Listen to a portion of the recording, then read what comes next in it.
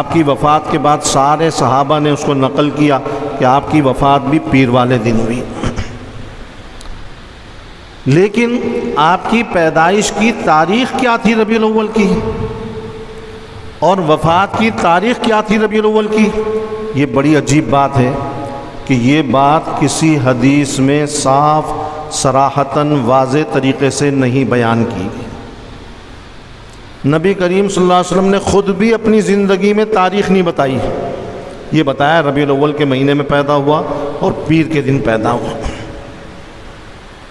اور اس کے جو واقعات پیش آئے پیدائش سے پہلے کے، پیدائش کے بعد کے، پیدائش کے وقت کے، وہ سب واقعات احادیث کے اندر موجود ہیں، لیکن کون سی تاریخ کو پیدا ہوئے یہ حدیث میں نہیں ہے۔ اور پھر عجیب بات، صحابہ کرام جو حضور صلی اللہ علیہ وسلم کی ایسے عاشق کہ آپ کی زندگی کے ایک ایک لمحے کو انہوں نے محفوظ کیا، ایک ایک کام کو محفوظ کیا۔ اندازہ لگائیے کہ آپ ایک سفر پہ جا رہے ہیں تو سفر پہ کون سی گلیوں سے گئے، کون سے راستوں سے گئے، کس درخت کے نیچے ٹھہرے، کہاں رکے، کہاں آرام کیا، کہاں بیٹھے، کہاں لیٹے، کہاں استنجا کیا، سب صحابہ نے نقل کر دیا، کوئی چیز چھوڑی نہیں۔ لیکن یہ کسی صحابی نے آپ سے نہیں پوچھا کہ آپ کی پیدائش کی تاریخ کیا ہے، کسی صحابی نے نہیں پوچھا، اور نہ خود نبی کریم صلی اللہ علیہ وسلم نے بتایا کہ میری پیدائش کی تاریخ کیا ہے ربیع الاول میں۔ آپ کا وصال ہو گیا، پیر کا دن ہے، ربیع الاول ہے، لیکن آپ کے وصال کے بعد تقریباً 1.25 لاکھ صحابہ، کوئی بتا ہی نہیں رہا کون سی تاریخ ہے ربیع الاول کی جس میں آپ کا وصال ہوا، تاریخ کوئی نہیں بتا رہا۔ تو نہ پیدائش کی تاریخ کوئی بتاتا ہے، نہ وصال کی تاریخ کوئی بتاتا ہے۔ بہرحال آج کے زمانے میں میتھمیٹکس، حساب کتاب بہت ترقی کر چکا ہے، اور ہزاروں سال پرانی بھی کوئی تاریخ ہونا وہ نکالنا بھی بڑا آسان ہے۔ تو اب لوگوں نے تاریخ نکالی، کس طرح کہ یہ تو پتہ ہے حضور صلی اللہ علیہ وسلم نے اپنی وفات سے پہلے آخری حج کیا، وفات ہوئی ربیع الاول میں، حج ہوا ذوالحجہ کے مہینے میں، اور جو عرفے کا دن تھا 9 ذوالحجہ، وہ دن کون سا تھا؟ جمعہ، یہ حدیث کے اندر آیا ہے۔ اب اس سے حساب نکالا ہے بہت سارے لوگوں نے کہ بھئی ذوالحجہ کا مہینہ 29 کا بھی ہو سکتا ہے، 30 کا بھی ہو سکتا ہے، پھر اس کے بعد ایک مہینہ محرم ہے، پھر دوسرا مہینہ صفر ہے، اور ربیع الاول میں وصال ہو گیا، تو محرم کا بھی 29 کا بھی ہو سکتا ہے، 30 کا بھی، صفر کا بھی 29 کا بھی ہو سکتا ہے، 30 کا بھی، تو تینوں مہینے 29 کے بھی ہو سکتے ہیں، تینوں مہینے 30 کے بھی ہو سکتے ہیں، اور یہ بھی ہو سکتا ہے 2 29 کے ہوں، ایک 30 کا، 2 30 کے ہوں، ایک 29 کا، ہر طریقے سے حساب کتاب کر کے پھر لوگوں نے تاریخ نکالی۔ تو اب اس کے اندر چونکہ یہ پتہ نہیں کہ ذوالحجہ کا جو مہینہ تھا وہ 29 کا تھا یا 30 کا، اس کا حدیث میں کوئی تذکرہ نہیں۔ آگے محرم کا مہینہ 29 کا تھا یا 30 کا، یہ اندازے ہیں، حدیث میں کوئی تذکرہ نہیں۔ صفر کا مہینہ 29 کا تھا یا 30 کا، کوئی تذکرہ نہیں۔ تو اب اس کے اندر کیا ہوا؟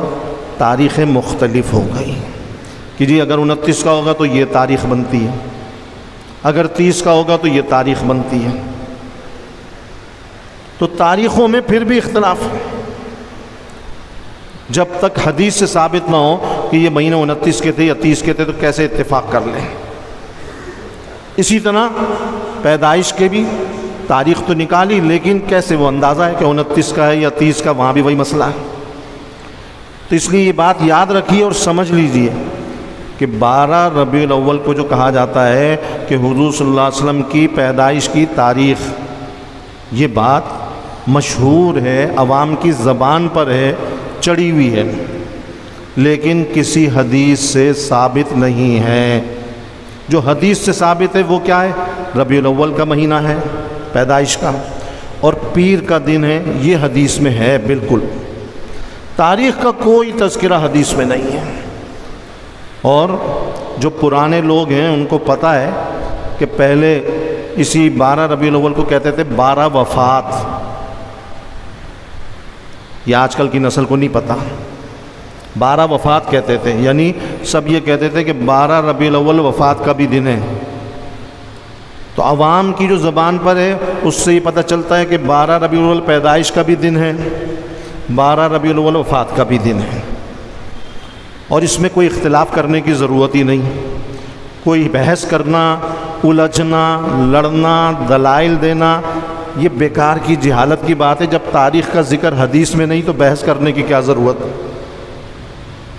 آدمی بحث اس میں کرے جو حدیث میں موجود ہو. یہ تاریخی معاملات ہیں، اس میں اختلاف ممکن ہے. یہ ہو سکتا ہے کوئی اپنے کسی نے حساب نکالا، اس کے حساب سے پیدائش کی تاریخ نکلی 12 نکالا. بہت سارے بڑے بڑے محدثین نے، علماء نے، مورخین نے، بعض نے نکالا ان کی نکلی 9 ربیع الاول، کسی کی کوئی اور نکلی ربیع الاول کی. مختلف تاریخیں نکلی ہیں. اس لیے اس میں بحث کرنا، الجھنا بیکار ہے. دیکھیے یہ وہ مسائل ہیں کہ اس میں بحث کرنا فضول میں اپنی زندگی، اپنے وقت کو بھی ضائع کرنا اور اپنی توانائی کو بھی ضائع کرنا ہے. اکبر الہ آبادی مشہور شاعر گزرے ہیں، نام تو سنا ہوگا.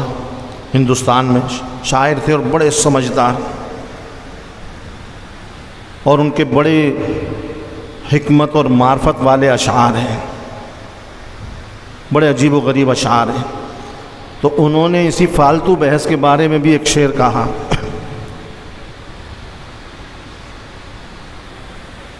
انہوں نے یہ کہا کہ میں نے کبھی مذہبی بحث کی ہی نہیں، اس لیے کہ مجھ میں فالتو عقل تھی ہی نہیں.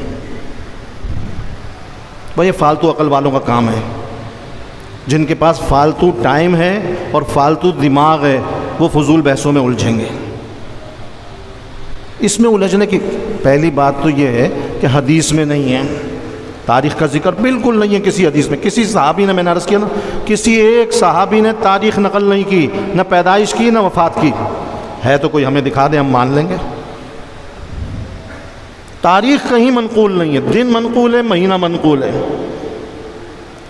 تو جو چیز حدیث میں نہیں، اب اس میں بحث کرنا یہ فضول اپنا وقت بھی برباد کرنا اور اپنی توانائی ضائع کرنا ہے. اور اس کا حساب کتاب، سوال جواب ہم سے نہیں ہوگا. ہم سے نہیں پوچھا جائے گا قبر میں اور آخرت میں کہ جی کون سی تاریخ کو پیدا ہوئے تھے اور کون سی تاریخ کو انتقال ہوا تھا. اس کا کوئی حساب نہیں ہو. بہرحال نبی کریم صلی اللہ علیہ وسلم کے لیے یہ ربیع الاول کا مہینہ بابرکت مہینہ ہے ہمارے لیے. جس مہینے میں آپ کی پیدائش ہوئی وہ یاد رکھیے وہ بابرکت مہینہ ہے. اس لیے کہ آپ کی پیدائش خود ایک بابرکت عمل ہے. میں نے بتایا ابھی ساری کائنات کے وجود کا ذریعہ ہے.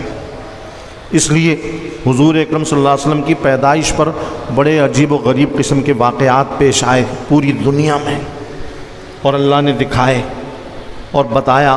بہت ساری حدیثوں میں بہت ساری چیزوں کا، واقعات کا تذکرہ ہے.